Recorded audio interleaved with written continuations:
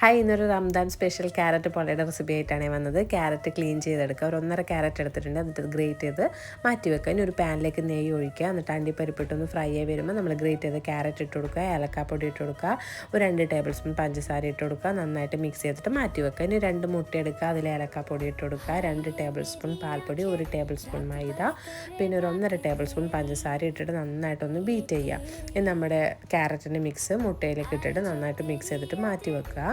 ഇനി ഒരു ലോ ഫ്ലെയിമിലിടുക. എന്നിട്ട് ഒരു അടപ്പ് വെക്കുക. അതിൻ്റെ മുകളിൽ നമ്മുടെ പാൻ വെച്ച് കൊടുക്കുക. നെയ്യ് തടവുക. നമ്മുടെ ഈ ക്യാരറ്റ് മുട്ട മിക്സ് ഇതിലേക്ക് ഒഴിച്ച് ഒന്ന് ലെവൽ ചെയ്തിട്ട് ഒരു 20 മിനിറ്റ് ലോ ഫ്ലെയിമിലിട്ട് അടച്ചു വെച്ച് വേവിച്ചെടുക്കുക. ഇതിപ്പോൾ നന്നായിട്ട് വെന്തിട്ടുണ്ട്.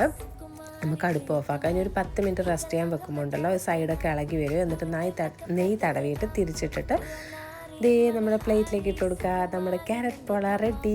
അപ്പോൾ ഈ റംദാൻ ഒന്ന് ട്രൈ ചെയ്ത് നോക്കണേ. അപ്പോൾ ഇന്നത്തെ വീഡിയോ ഇത്രയേ ഉള്ളൂ. Thank you. അടിപൊളിയായിരുന്നു കേട്ടോ.